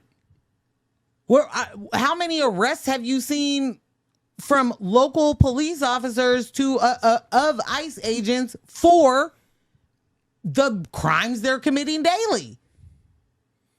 The only arrests I've seen of ICE agents are them being drunk off duty. Yeah.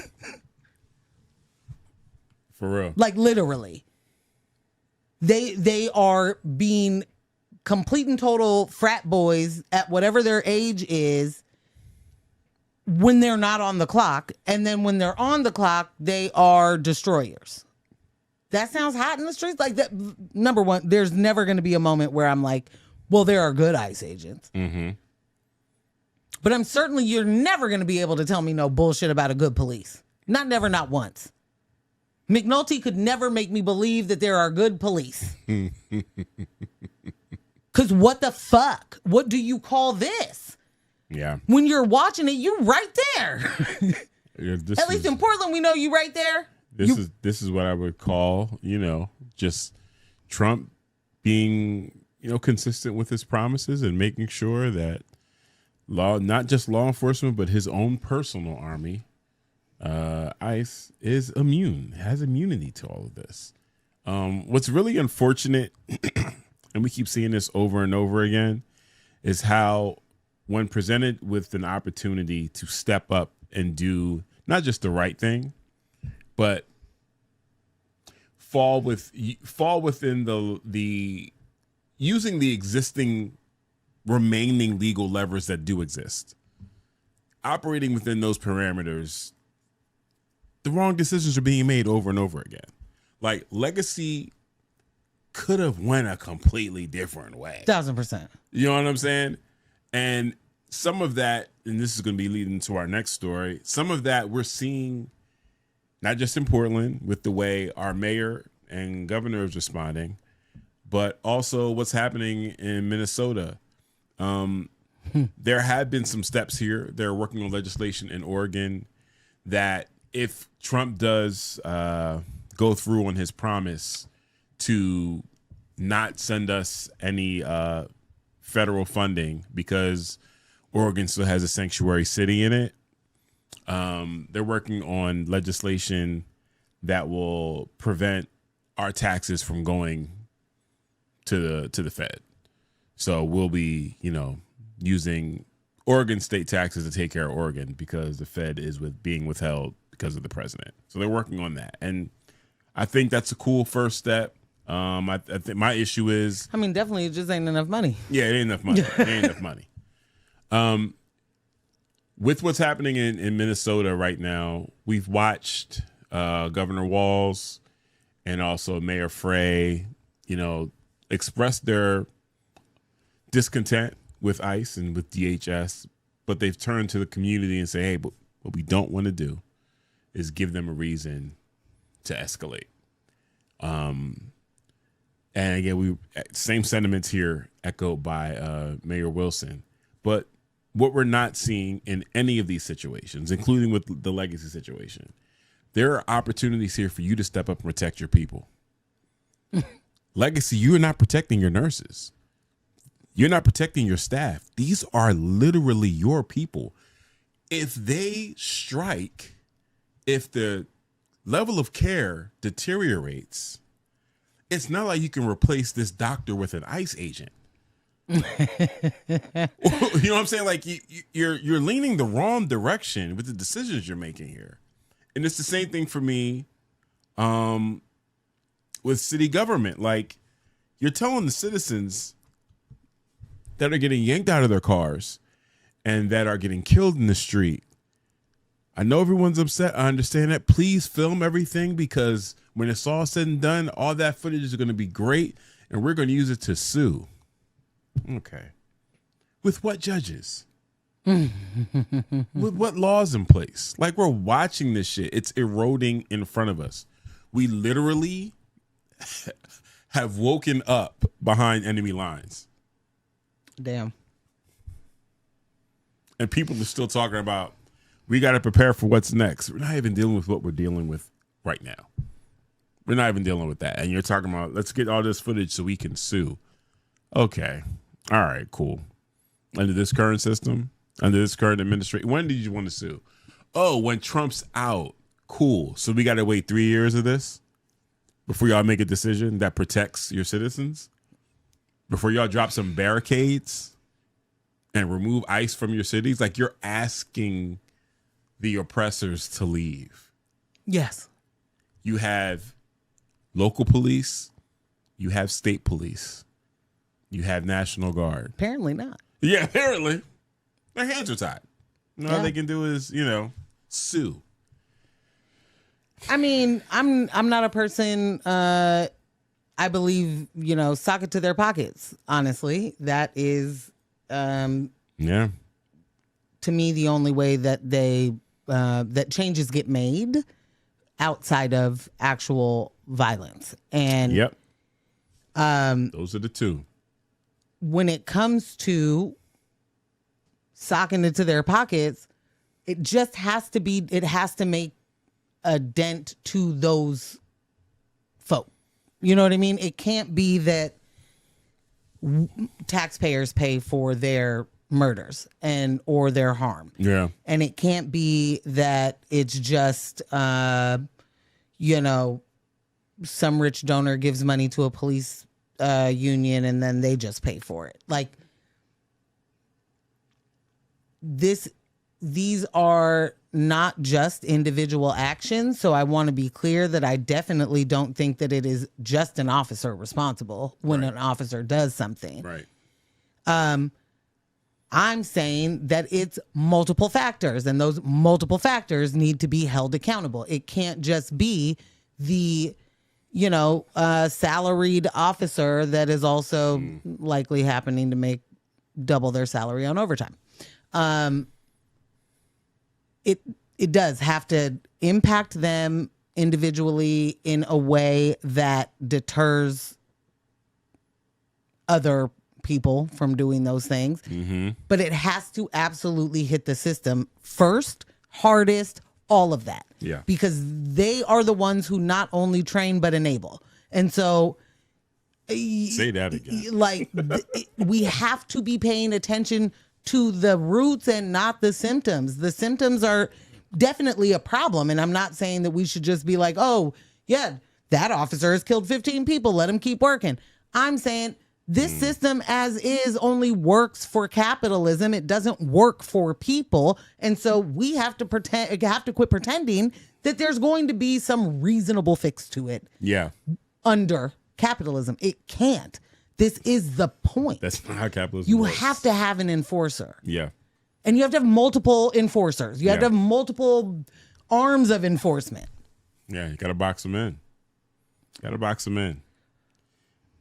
Carlos said, what happens when somebody busts back is my question. Right. And melee. John said, snatch me out my car and you'll find out where I stand on the Second Amendment.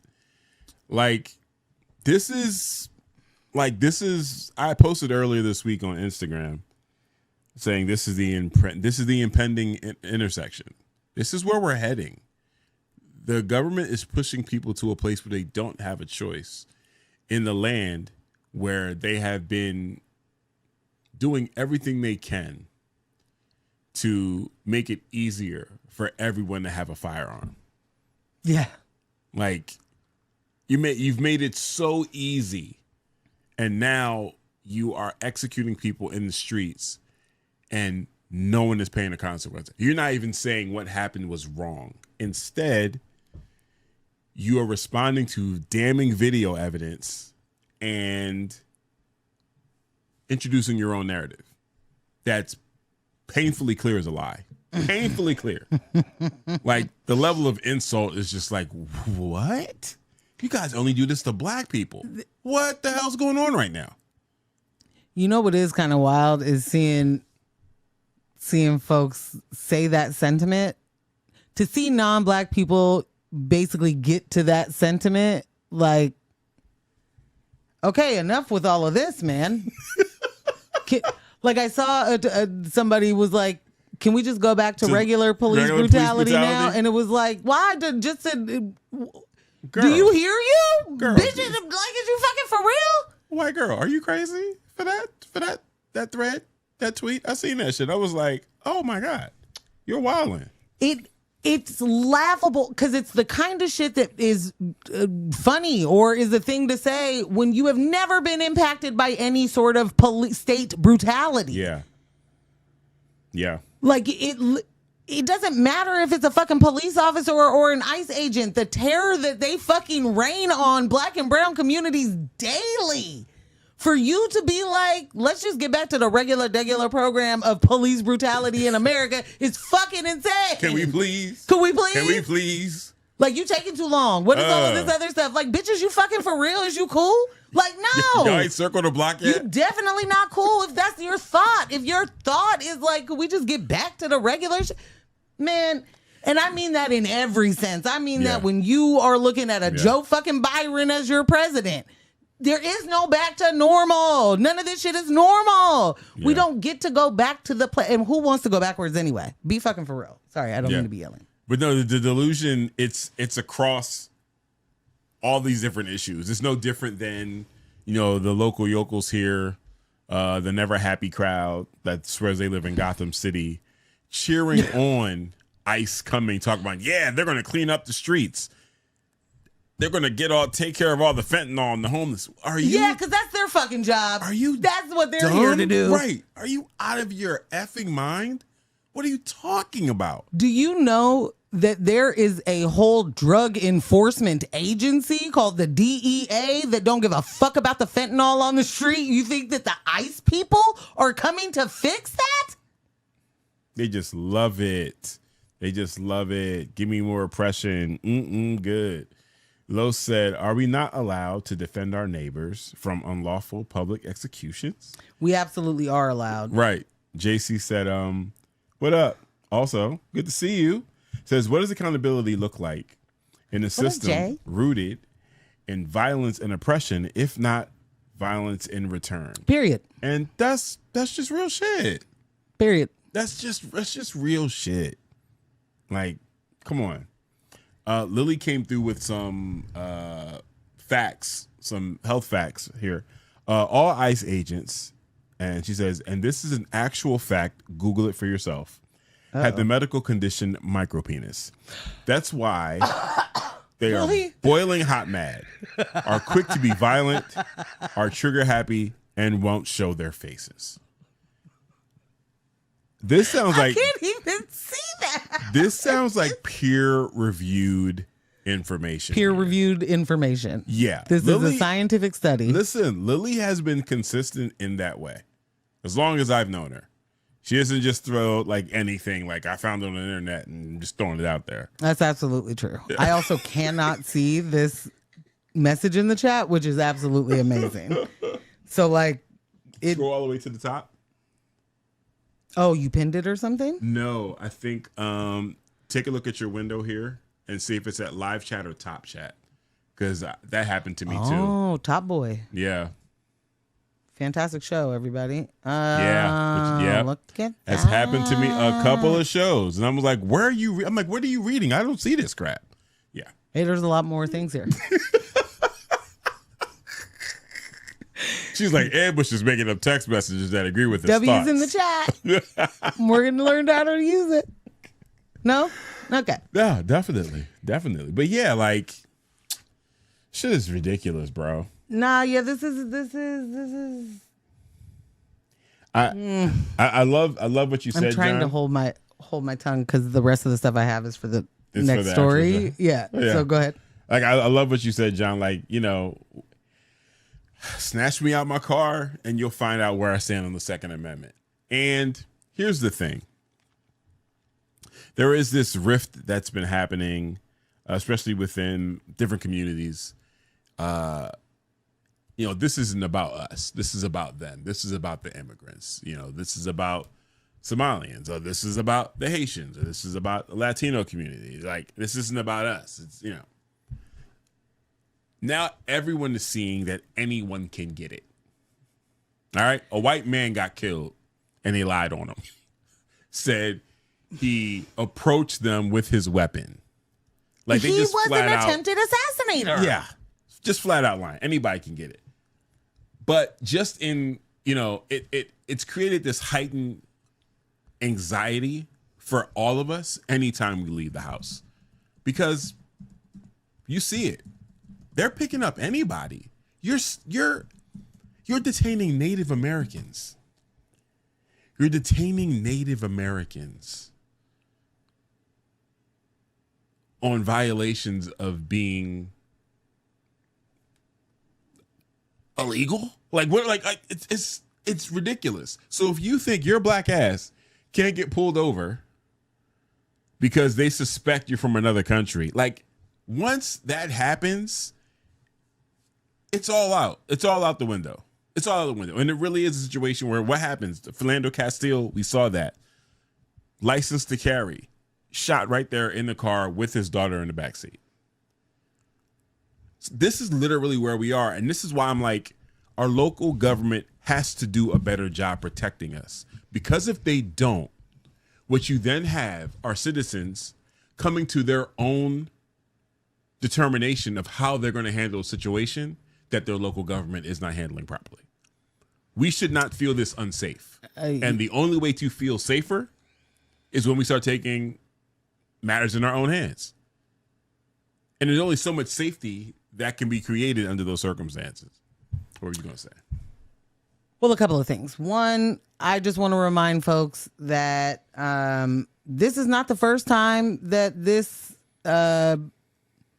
regime has killed a white man and been like, lied on him, and then the media just forgot. Yeah.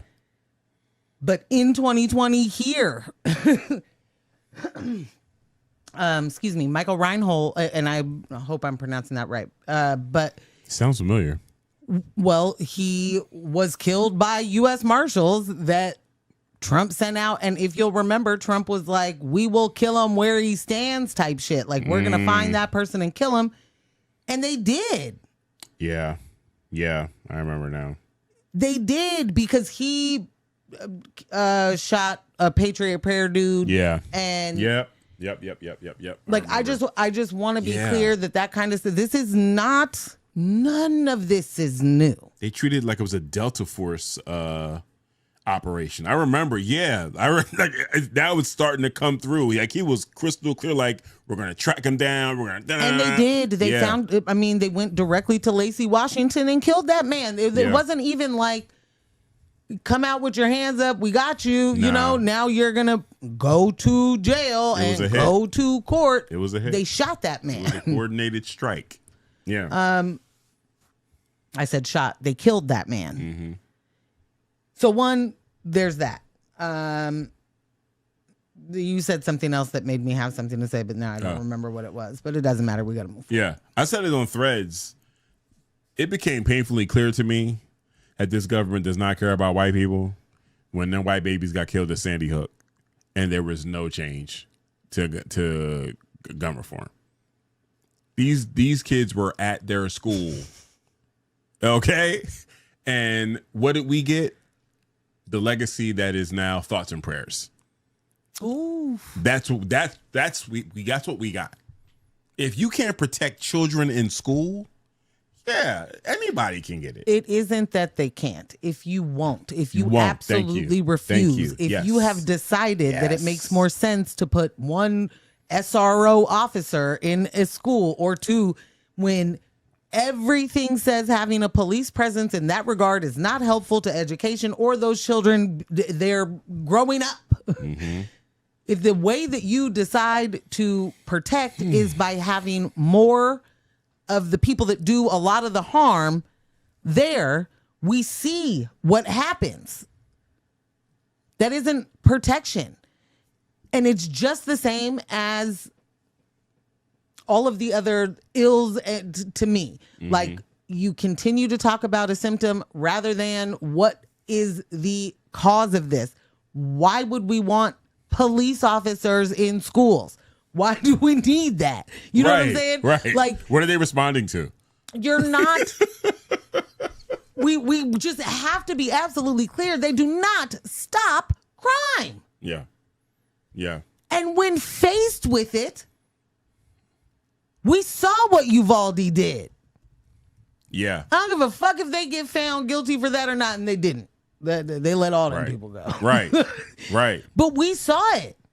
And we know why that didn't get the result that it was supposed to get, as in them being held accountable. But we see what happens. They're scared. Yeah. Shook. They're shook. These are the same people that tell you that they're doing the hardest, most risky job that's ever been jobbed. Ever. There's never been another job that's been so risky. Such a risky jobber. Except for all the data that says that's a lie. The lie detector determined you're doing a Josh right now. Right. You're just joshing us.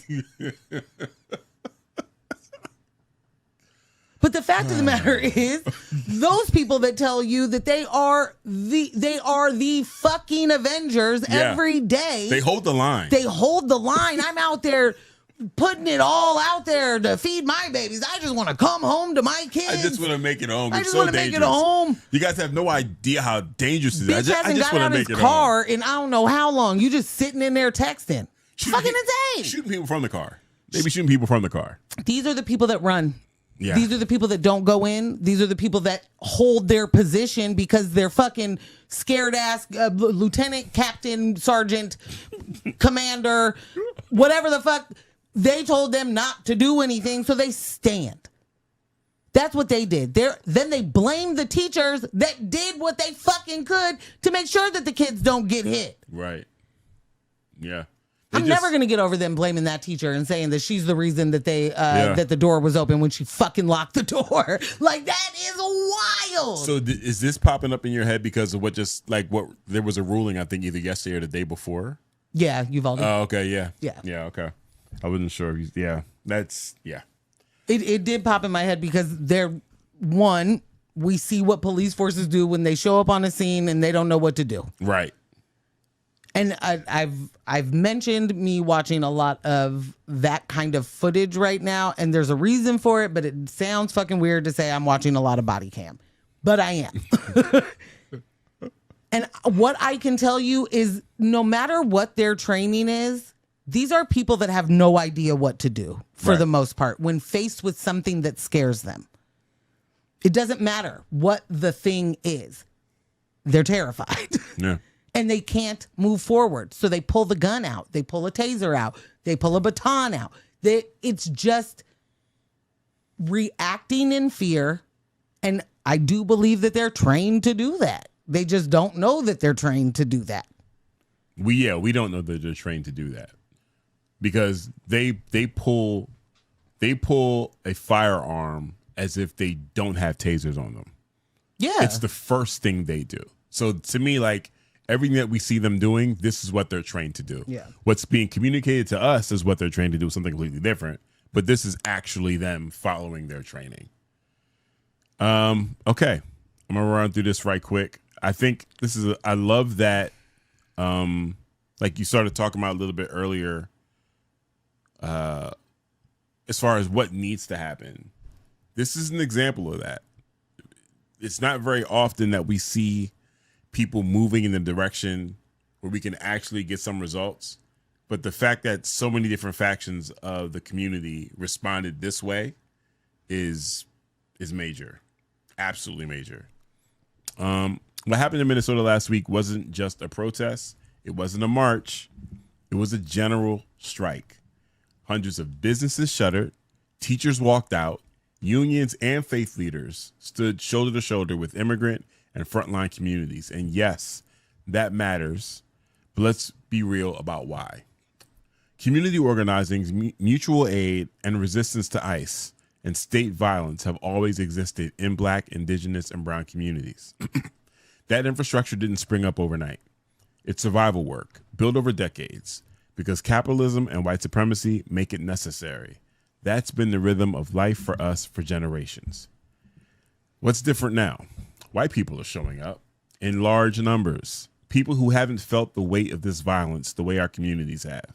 And when they finally act, it creates the possibility for scale, for disruption that actually hits the machinery of enforcement and profit. Minnesota didn't invent care networks. They didn't invent resistance, but last week, tens of thousands took the step of refusing work, refusing compliance, refusing to normalize cruelty. And that is the point. The point isn't applause. It's not hope. It's material disruption. Because let's be clear, ICE isn't broken.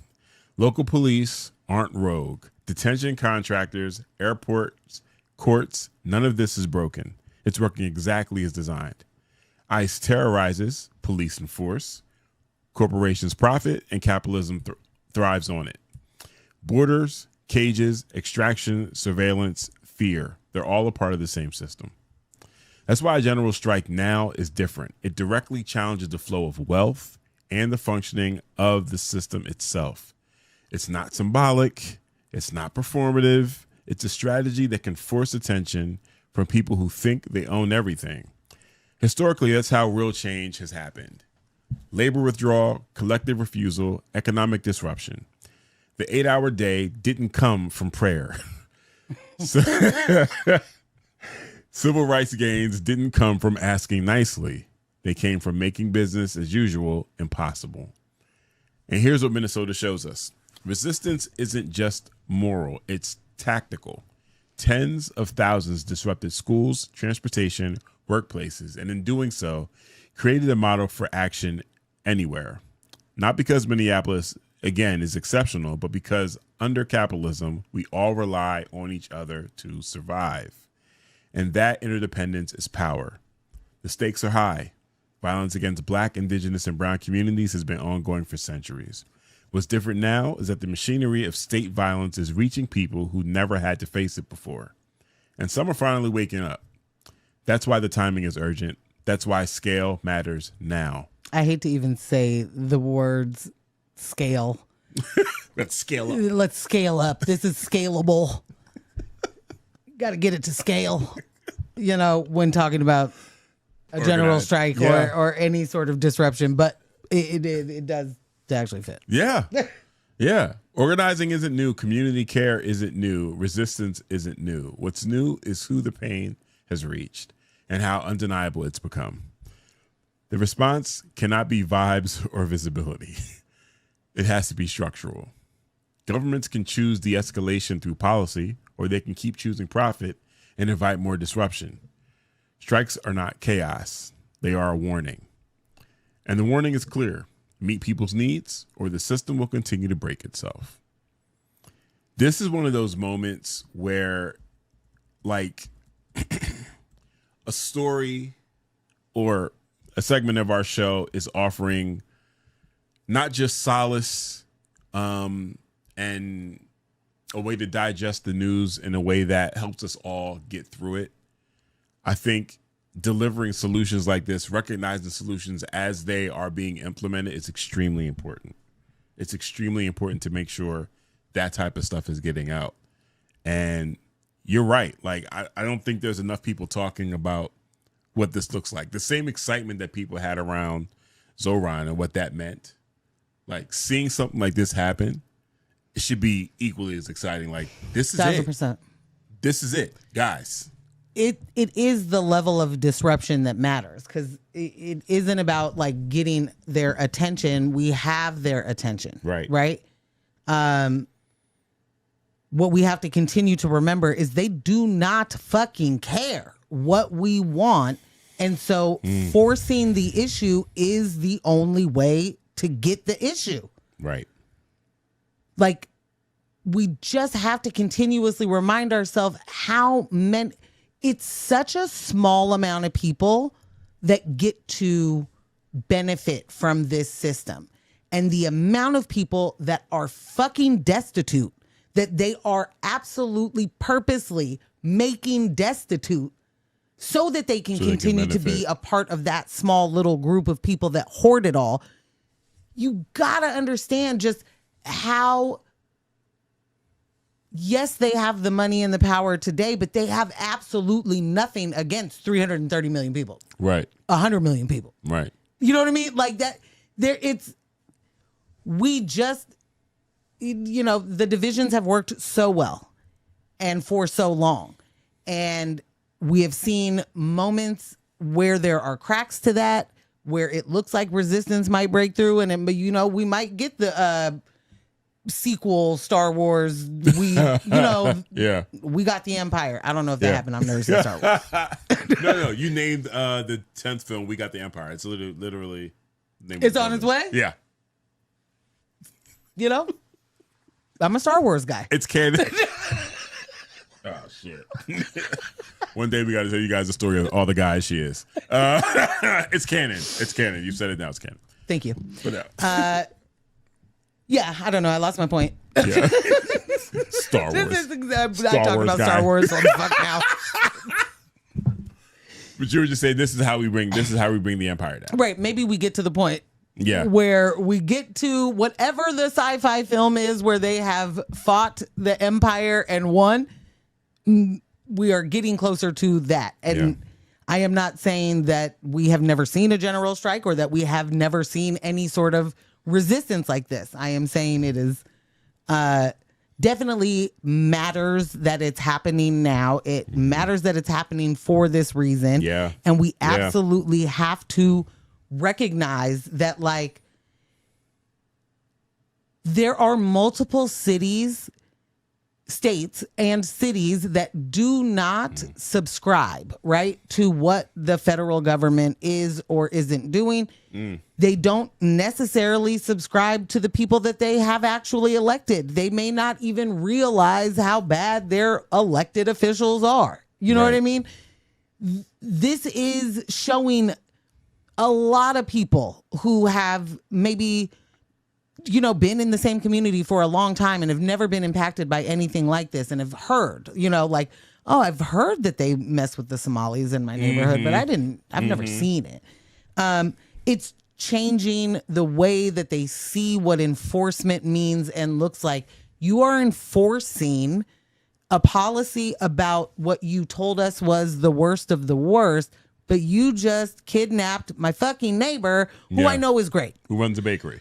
You kidnapped the yoga instructor, who I know, like, these are people within your community. It isn't just a little boy that you're seeing on the cover of things. Like, people know that little boy. There are teachers that taught that little boy. There are, you know what I'm saying? Like, it is a little different. It's not just happening in one city right now. It is happening in multiple cities and multiple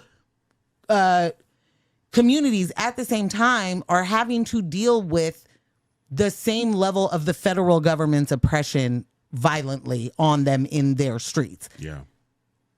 That's a different level, of seeing it. It's all. They're surrounded by it. They're surrounded by it. Yeah. They're surrounded by it. Yeah. And it's everyone's reality. Yeah. Michelle said, it is important to recognize how much Minneapolis's readiness for this moment is a direct outcome of how that place and community transformed in the wake of George Floyd's murder. Facts. Thank you. Facts. Absolutely. Facts. Yes. Absolutely. And I just add to that. that there were already those networks in place in so many ways, and those community organizers that have that blueprint and the groundwork, and then you are able to scale it. Shout out to Minneapolis. They scaled it. Yeah, I was going to say, you found a way to work it back in. Yeah. Scaled it to a general strike right in front of our fucking eyes, and I'm big inspired by that. This is not, for me, no war but class war, and that is not a slogan. That is real shit. There is zero reason for any of us to have the divisions that we have outside of capitalism.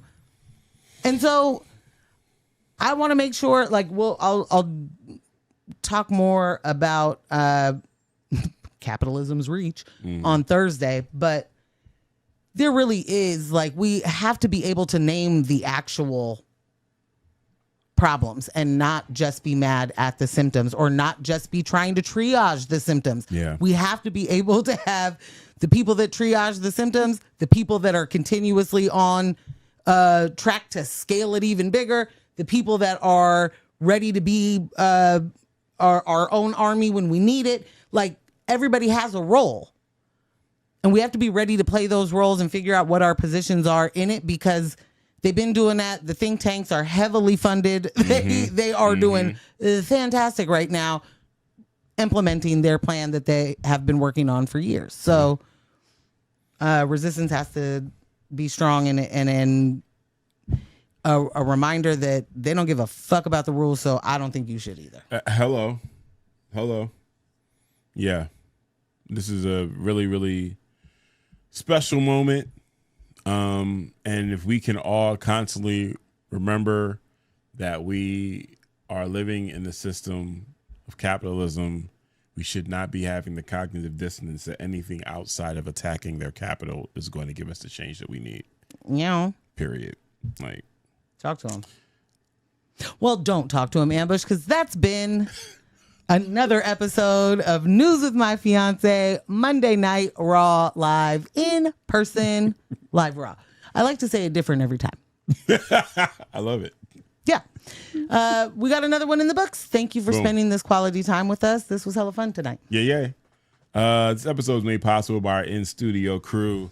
Jess. Big Jess, not the little one. Jess is back. So very happy. Same. Yes. As you guys may have told or been able to tell, Ambush has paid attention a little bit more. I'm not doing this. He's not touching other stuff over there, not paying attention to the conversation that we're having. You know? All the breaks started on time. They came back on time. Music was there when it was supposed to be. It was gone when it wasn't supposed to be. Mics were on. It's just great.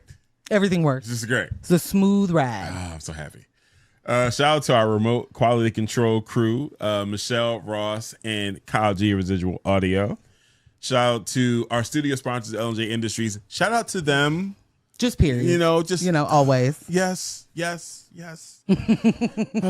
Big love going that direction. Happy to see you guys in the chat. And of course, big thanks to all of you for watching, listening, and staying engaged with us.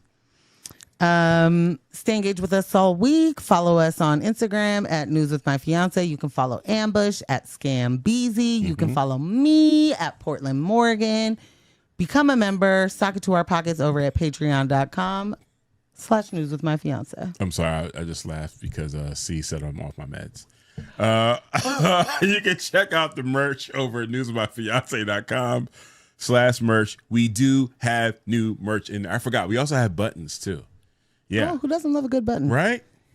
More designs coming soon. Treat yourself to a little bit of maybe one of everything, An extra enthusiastic thank you to our fiancés putting their money where their mouth is over on Patreon. We sincerely appreciate y'all's support. And we equally love our free 99 fiancés. Again, we say it every single show. We are trying to build community over there in preparation for some of the dialing back that's going to have to happen from these systems. On these platforms.